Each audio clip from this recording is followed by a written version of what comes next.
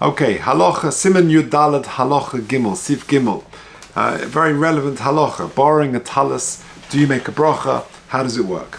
Hashoyel mechaver, says the mechaber. If someone borrows a tallis from his friend, she'ina mutzuyetzes, and the tallis is not mutzuyetzes, potzim elahatzabos sitzis. You're borrowing a cloak, a sitzis. You are exempt from a requirement of putting sitzis on this beged, even though it's a four-cornered garment, kol shleishim yom, for 30 days. Dichsiv ksuscha v'lo shel acherim. It's got to be your ksus, it's got to be your beged, and not somebody else's. If you've therefore borrowed it for less than 30 days, it's not called yours. Aval achar shloshim yom, but after 30 days, chayiv midrabanon, even though it's not technically yours minat Torah, but midrabanon, it is considered yours, mipnei shenires. It looks, you've been wearing this for a whole month now, and therefore it looks like yours. Says the Ramah, if you return it within 30 days, and then you take it back, so you haven't got a 30-day sort of one run of 30 days, darf. The various days don't combine together to give you a total of 30. We need 30 days consecutively. If you borrow it when it's already mutzuyetzes, then you would make a bracha on it straight away. Okay, says the Mishnah Berurah in Sifkotan Tes, Potter, there's no harm if you want to put the sitzis on this beged. You are entitled to, no problem. You'll obviously, there's no harm, there's no damage to the beged, and you can do it if you want to. There's no different to women. Just like women, they want to be mekayim a mitzvah, lulav, sukkah, shofar, they're allowed to do so, and even though they're potter, they make a bracha on it, according to Minhag Ashkenaz. And if you look at the footnote 17, by the way, the Dirshu note, he says, Makar Dvar, what's the source for this? So he says the Makar is the Ramah further on in Siman Yud Zayin, V'chein kosev b'halacha lekamon, le'inyan birchas ha'halel, she'noshim yecholos levarich. Women can also make the bracha of halal, alchein, hevi b'halacha lekamon, שדאס הדר כמוישה, שכיוון שלא נזכה שום רמז למצוות תקיע שופר בש"ס לנשים, even though there is, with regard to תקיע שופר, there is no source for women hearing תקיע שופר, יוסו טוב היה שלא יברכו. The minhag is that it's better for a woman does not make the bracha on תקיע שופר, אלא שלא נוכל למחוס ביודון על כך. But we don't protest if they are keen to do so for whatever reason. Continuing the Mishnah Berurah, just finishing Sif Cotton Test, and therefore Memela you're allowed to walk into the Rosh Hashanah wearing this tzitzis because even though you borrowed the beged, it's not yours, and you want to be machmir and put tzitzis on this beged, so it's not considered carrying in Rosh Hashanah on Shabbos. Midrabanon, because that's going on the mechaber, which says that if you have it for more than 30 days, then you're chayiv midrabanan. V'yivarech aleha, says the Mishnah Berurah in Sivkot Yud, and you make a bracha on it. V'socher dino kashoel. So far we've been talking about borrowing it, but what if you rent it? You rent an item of clothing. Can you make a bracha on it? Do you have a chiyuv sitzis? V'socher dino kashoel. And it's got exactly the same din as the shoel, and therefore for 30 days, if you hire something for less than 30 days, you would not need to put tzitzis on it. More than 30 days midrabon than you would. Shemechiach and v'socher dinu kashel. Shemechiach came with Tosus Menachas Memdalad Amdalav Diba Maschel Tallis. Or be'itur matzasi shekosov or sechirus mistapgalon. The itur, however, is mesupuk about sechirus. Mavorech oleha. We said. This is going on the Ramah at the end, the Mechaber at the end, that Shoalo Kashi Mutzuyetzes, if you borrow an item of clothing which is already Mutzuyetzes, Mavorech Oleho Miyad, you make a bracha on it straight away. Says the Mishnah Berurah in Sifkot Yud Aleph. V'yesh machmir v'sovrin, shelo levorech elim kein nosen lebeferish b'matona amanas lahachze.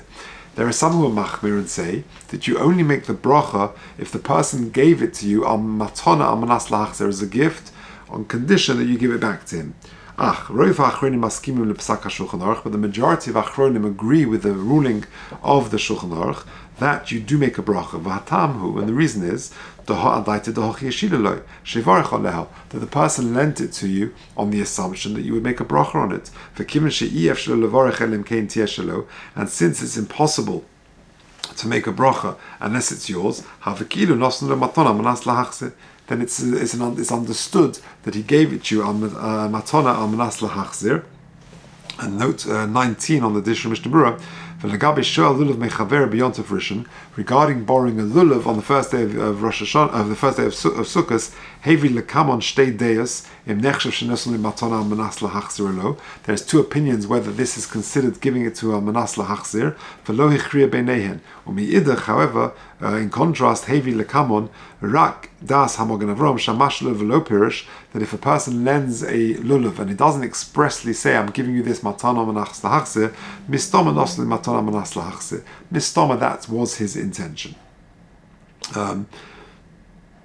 Okay, vatam lekach she'ein choshim shema ein hanoisen yedem misfor zu v'linos nadas kach.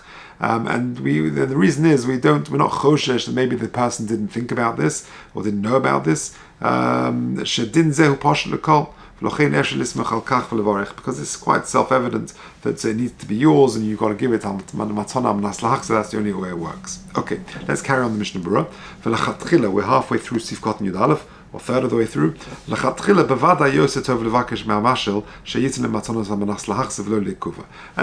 of course, don't rely on that assumption, and it's better to actually expressly state it that I want to take this from you, matana amanas lahachzir, that the person actually says that to the recipient of the tallis.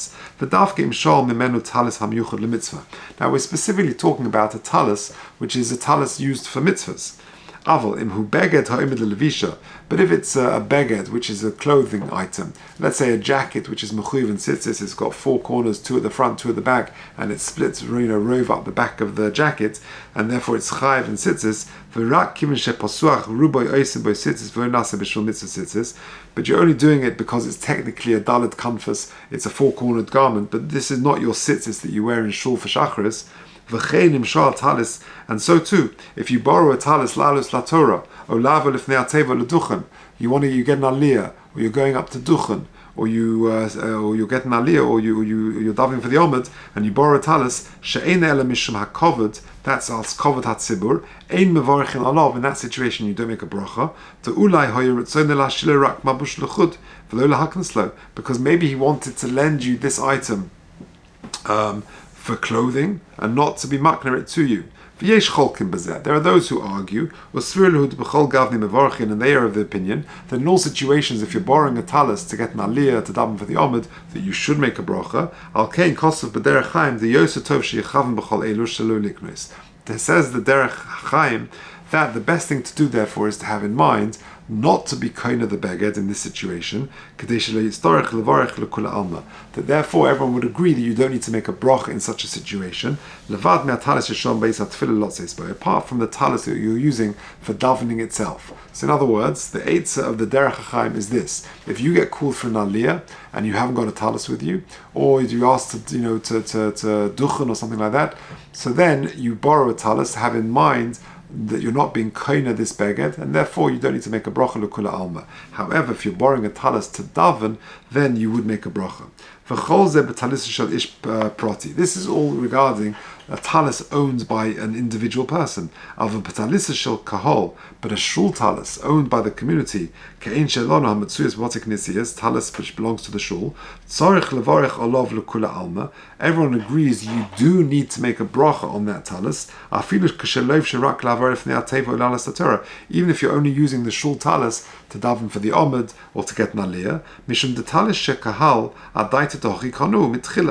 because that was the purpose of buying a shul talis, that it's meant to be used for people in these situations. That whoever wears it will belong to him. If you take a look at Dirshu note number 21, it says as follows: if you're going to, let's say they ask you to daven mincha, and therefore, if it's a shul talis, we just said, the Mishnah Berurah says that you do make a bracha because it was bought for this purpose. Therefore, says the Dirshu note 21, you got to check the tzitzis to make sure they're kosher. Furthermore, oid kosev beber halachasham, she'af ledas hatas hasovesh shebemokum toreach hatzibur yesh lismech ala chazaka shleim sukas tzitzis. In a situation where there's a tzirch of the tzibur, you're keeping people waiting, that and therefore you can be somech on the chazaka that your tzitzits are okay and that nothing has snapped. no tzitzis have torn off, that's only true for your individual talis. In contrast to a communally owned talis,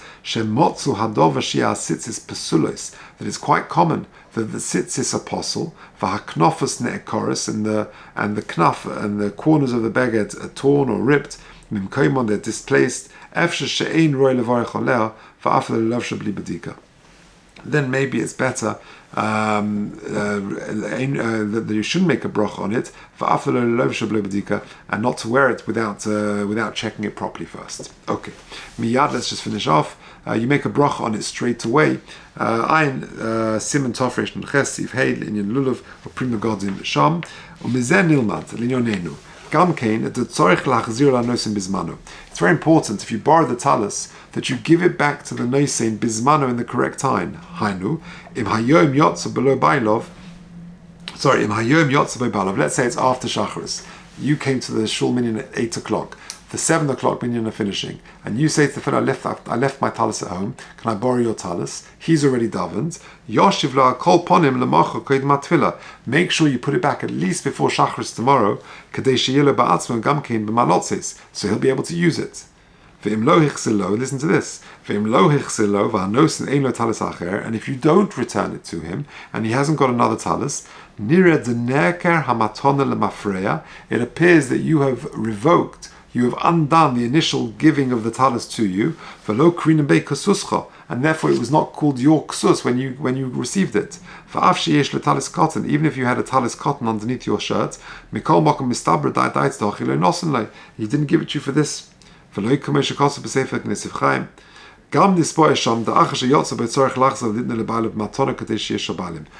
it back, make sure you give it back fully as matana, gift it back to him so that it belongs to him. Because when he gave it to me, it was mine, and now I'm giving it back fully that it's now again his. So too in our case. Nearly poshet, the niskalkel hatalis. If the talis got ruined, or one of the tzitzis got broken or ruined with the person who borrowed the tzitzis, even if that was an accident, and he didn't return it the way he took it, of course he's chayav for insin, a shayl is chayav for insin. But not only that, when he returns it, he hasn't fulfilled the mitzvah. I am besimon tofresh nchesi talad b'chadusha v'kivei gesham, because you've returned something which is broken, and therefore you have not fulfilled your mitzvah.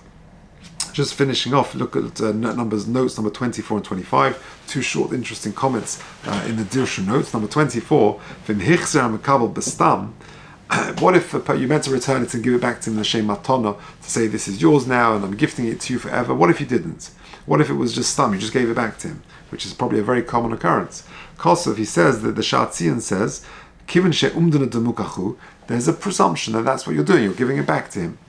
Shahari im lokein lo yotz lemafrei yedei mitzvah, because if you don't give it back to him, you haven't fulfilled your mitzvah. Or mishum kach hari uki'ilu pirish, and therefore it's as if you've expressed it fully. V'rak im machzeh lehejish lo l'shem matana ein amoil. And just if you give it back, but not l'shem matana, then it doesn't work. Because of shem shekein huva berosh, b'shem bal ha'itzu. Good. Last note, 25, omnom.